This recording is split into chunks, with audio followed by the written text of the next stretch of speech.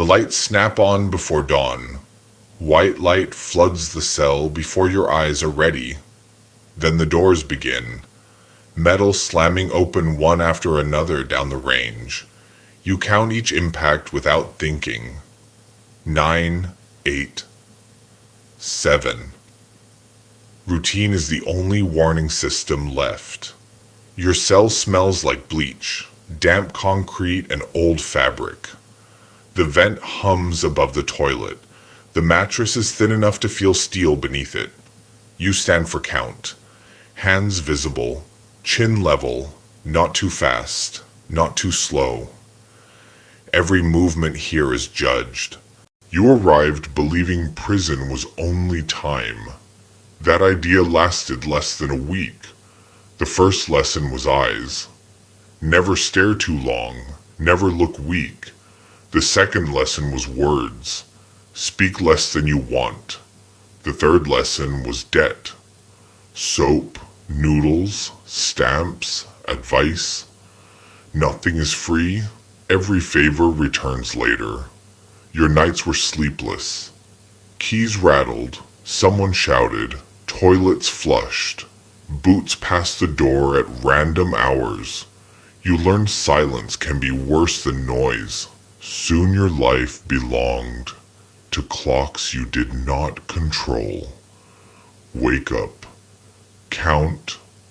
Breakfast. Lockdown. Work call. Noon meal. Yard. Evening count. Final count. Lights dimmed, never dark. At first you tracked birthdays and court dates. Later you measured time by laundry cycles, commissary days, and which officer worked the tier. You took a laundry job because movement is valuable. The room was hot even in winter. Dryers roared all day. You loaded sheets and pushed carts for cents an hour that vanished into fees. Still, men wanted the job. Minutes outside the cell become currency. After a year, you understood prison had two systems. The official one wore uniforms. The real one knew who traded fairly, who watched everything, who could solve problems quietly. You learned both. Need toothpaste? Submit a request? Need medical help? Submit a request? Need a phone number fixed? Submit a request. One wrong box checked, and another week disappears.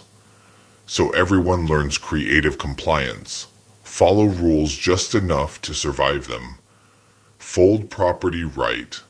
Memorize schedules. Hide anger behind manners. Become efficient in small humiliations. Visits change too. At first your family asked how you were. Later they asked what you needed. Eventually they asked practical things only. Money, legal updates, time left. Phone calls were worse, voices without faces. You heard birthdays in the background, traffic outside, lives continuing at normal speed. Inside, your status rose quietly. New arrivals asked where to stand, when showers were safe, which lines moved fastest. You answered carefully. Bad advice can return months later. Then came the corridor incident, raised voices. Officers stepped in, someone ran. A lock failed to close. Motion spread instantly. Men ran where they should not.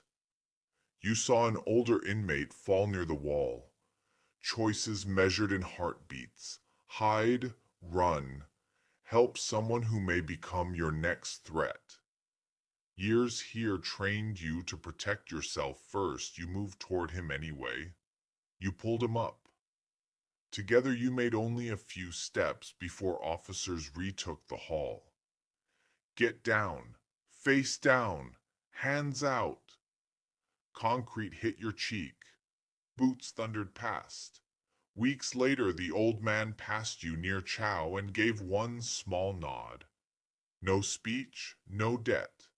Just recognition. It unsettled you more than the fight. Something survived inside you. Then came the quiet realization. The sentence was never only years. It was adaptation.